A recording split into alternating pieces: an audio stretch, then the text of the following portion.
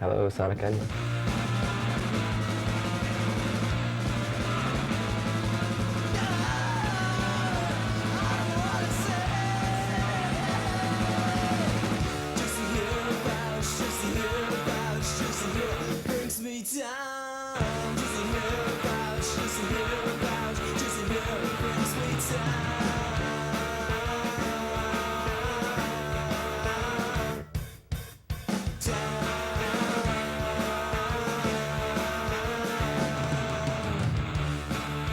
Basically, we were just hooking up with different bands that have the same mentality and energy and, like, you know, desire to work hard to play their music. Actually, the bands were good too, you know.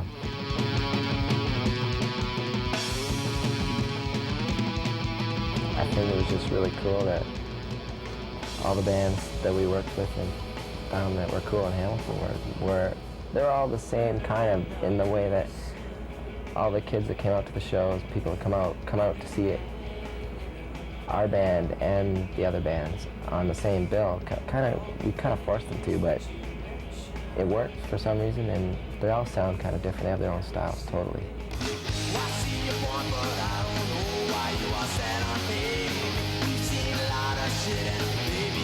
Instead of paying ourselves, we just put the money in the bank together and said, let's put out a compilation CD with all of us on it, as well as other bands that we like, you know, like bands like Eric Tripp and Head and stuff, like some bigger bands and other smaller bands that we thought were good. So we kind of like, we'd all been offered to be on CDs, put up by other people, you know, kind of like you pay to get on kind of thing.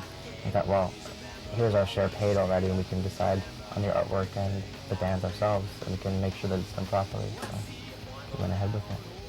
That was called Not If I Smell You First. That's just signed on these letters, Smell You Later. And a girl, Tiffany, who lives here but lives in the States, wrote us back, and she didn't write Smell You Later, the bottom short, Not If I Smell You First.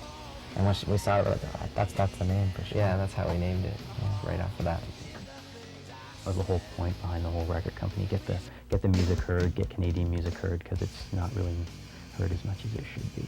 At least based in Canada, it just makes more sense. We don't want to take on American bands. We want to get Canadian music heard first. Nothing against American music, but the Canadian market's a little bit more important to us first, initially, and then get the bands to the States and get Americans actually hearing what Canadian bands can do, because it's pretty impressive.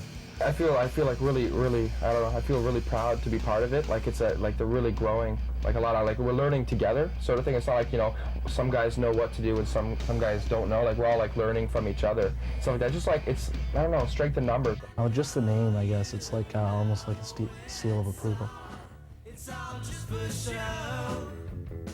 Sonic Unyon Records. And so I propped up an onion on the table and make it Sonic. Make it Sonic.